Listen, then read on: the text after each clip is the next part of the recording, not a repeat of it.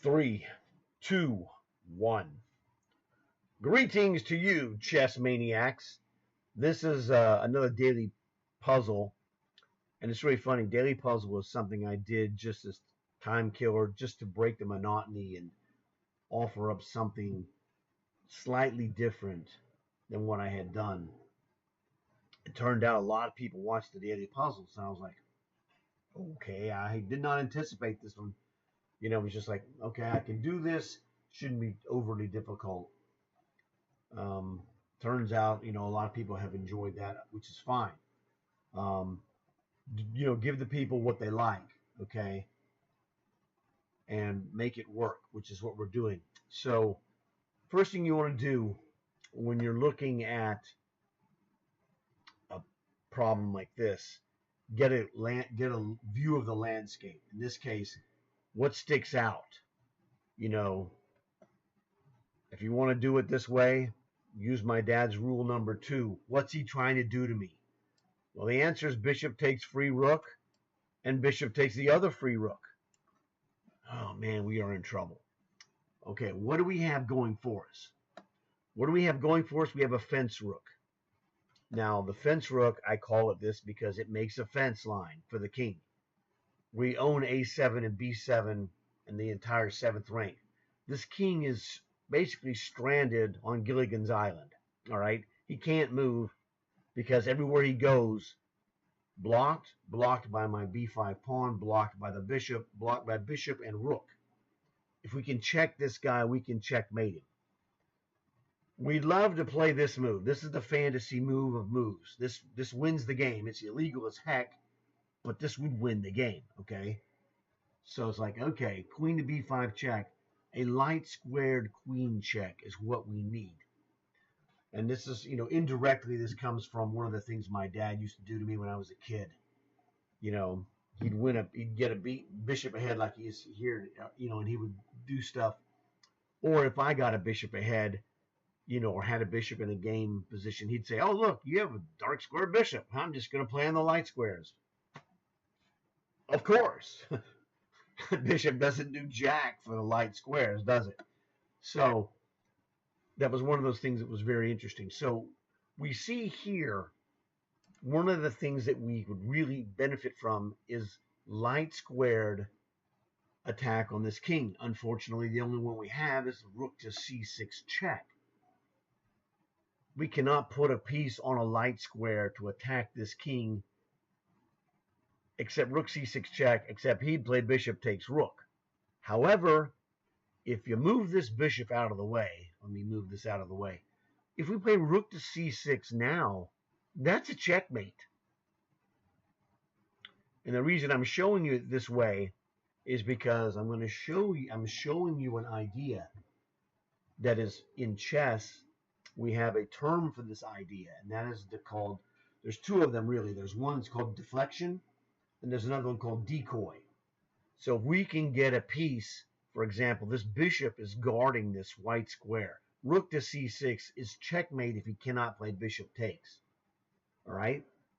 So if we can decoy this piece away from this square, we're in business. Well, if you're trying to decoy a white squared bishop, you need to do something probably on the white squares. For example, now this is not a decoy. Queen to g4 is not a decoy. The thing about queen to g4 has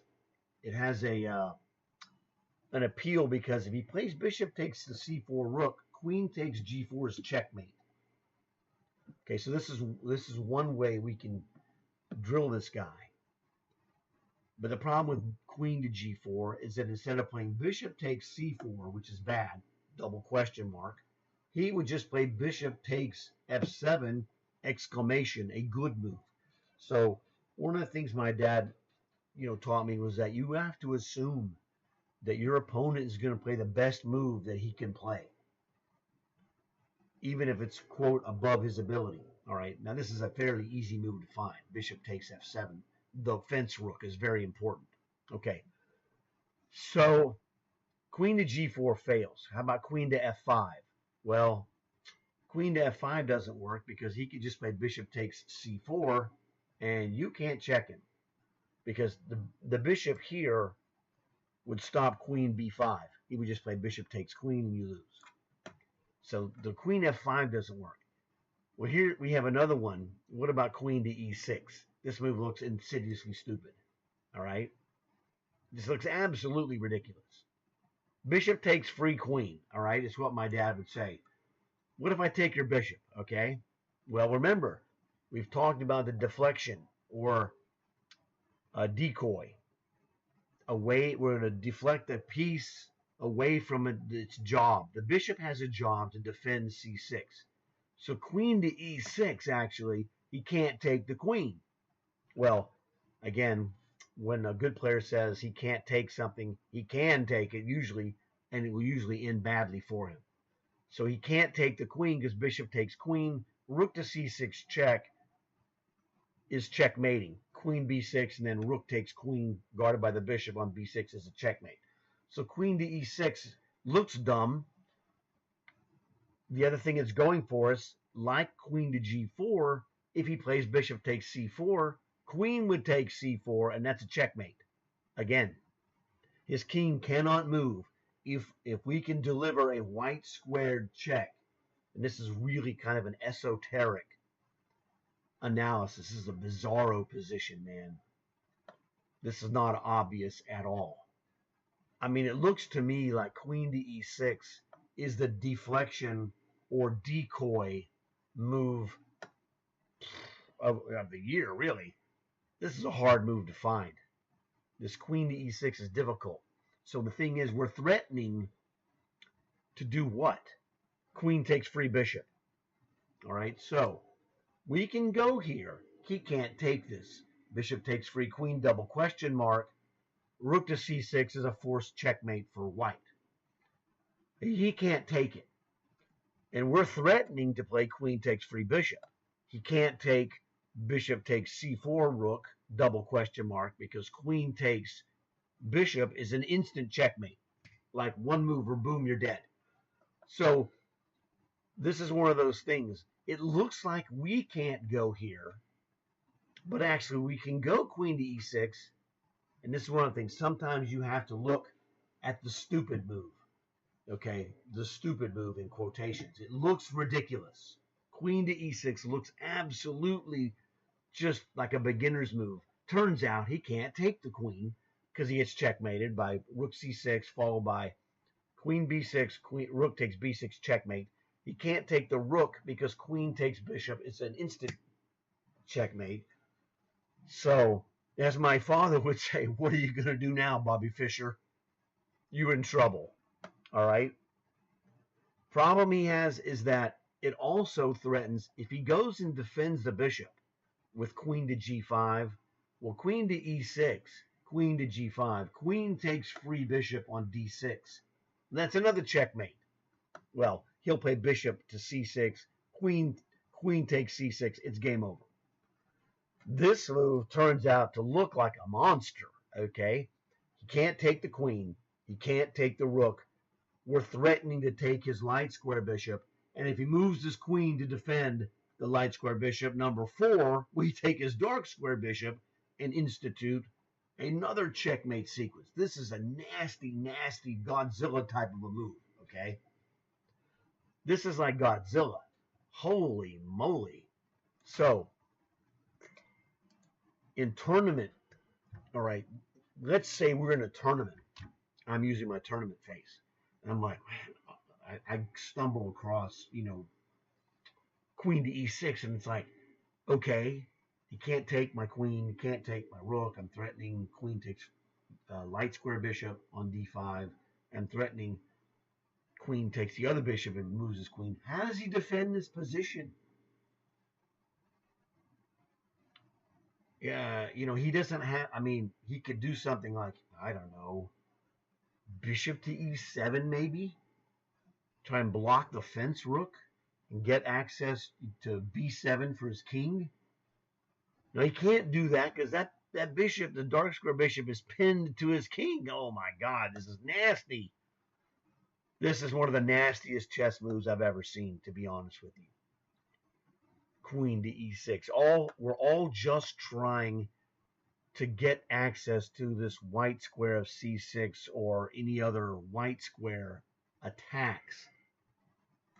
The chess brain is exploding. Queen to e6 is a monster move. I don't know what he's going to play. I can't think of anything. Oh, he takes it. He checkmated, you moron. I mean, I guess he couldn't do anything else, right? We just checkmate him. Rook c6 check. Queen, he can't move his king. Queen b6 is the only move, and we got two guys covering that. You're done. I'm telling you, this queen to e6 is the Godzilla chess move. That is unbelievable. All right, that is a Godzilla of a chess move. Wow. Unbelievable. I mean, I couldn't even think of a move that would work.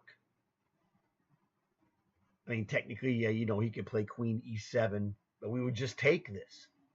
He can't even take it back. Queen e7, rook takes queen. This bishop is pinned. That doesn't work.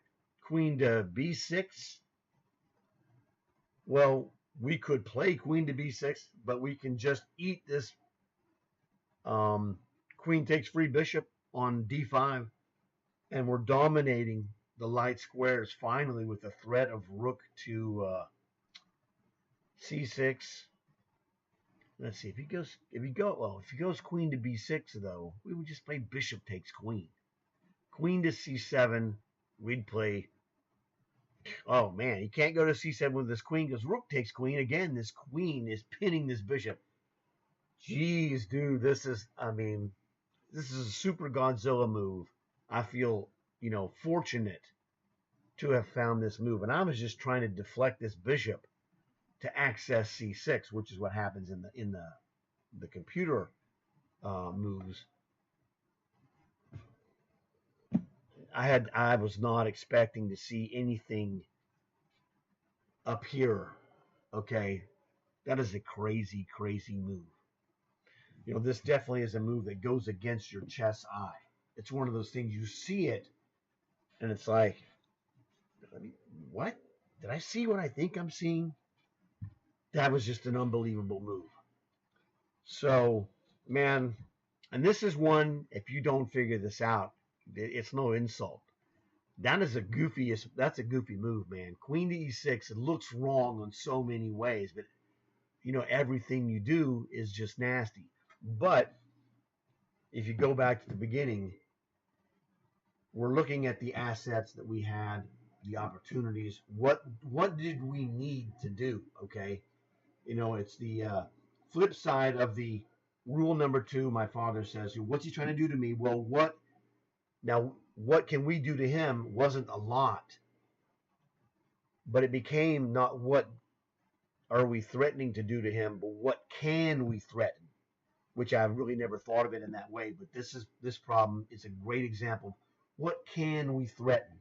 Well, queen to e6, we threaten to do this white squared business that we need, because we're doing great on the black squares, we're doing great on the 7th rank, we're doing great on the c file.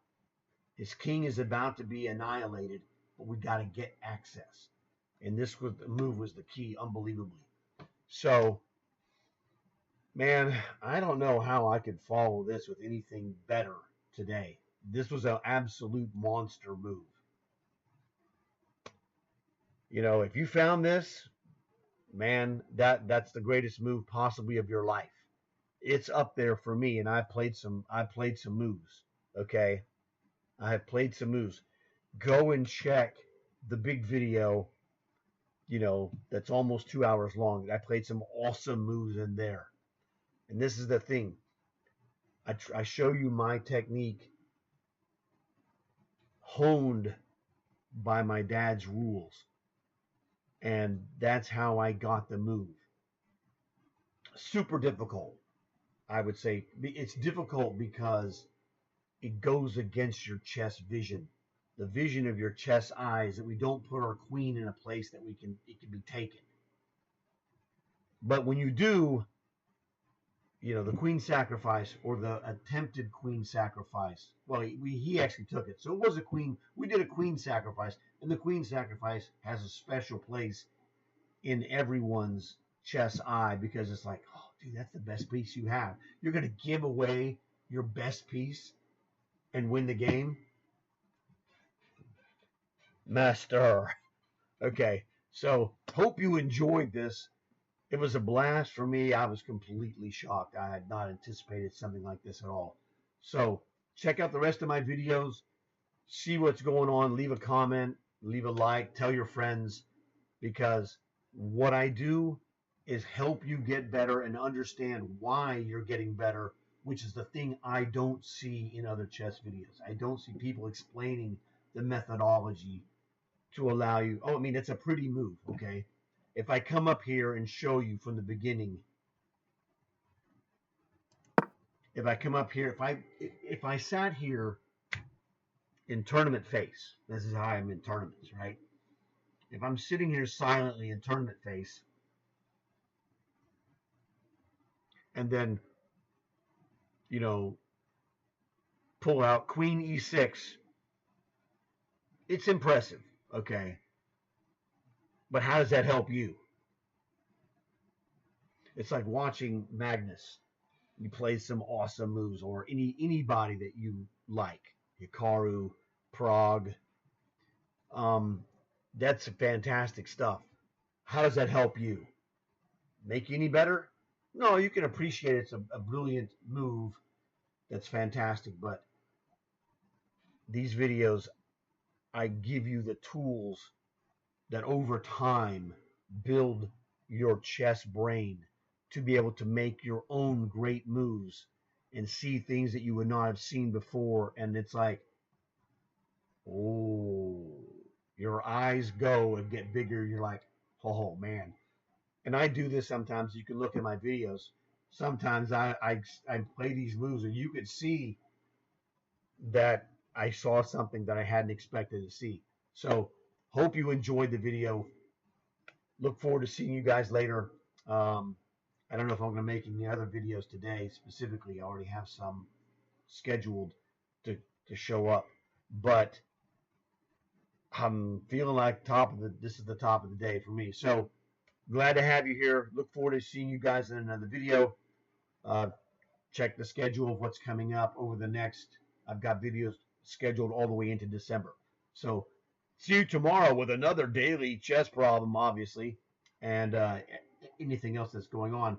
Hope you guys have a great day of chess, if that's what you're doing, and I look forward to seeing you tomorrow. Take it easy, and as always, like and subscribe.